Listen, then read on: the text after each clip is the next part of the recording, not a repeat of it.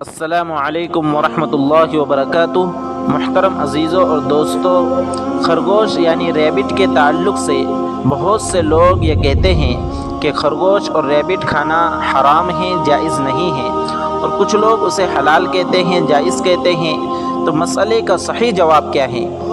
تو یاد رکھیں کہ مسئلے کا صحیح جواب یہ ہے کہ شریعت مطہرہ میں خرگوش اور ریبٹ کھانا جائز ہے، حلال ہے، چاہے وہ خرگوش کھر والا ہو، پنجے والا ہو، یا بغیر کھر اور بغیر پنجے والا ہو۔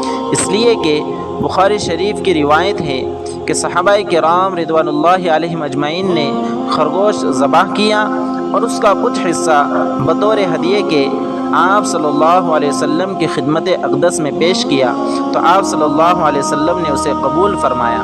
اسی طرح ترمذی شریف کی روایت ہے کہ حضرت جابر بن عبداللہ رضی اللہ عنہما کے قوم سے ایک شخص نے 1 یا 2 خرگوش کا شکار کیا اور آپ صلی اللہ علیہ وسلم سے اس کے تعلق سے پوچھا، تو آپ صلی اللہ علیہ وسلم نے اس کے کھانے کا حکم فرمایا۔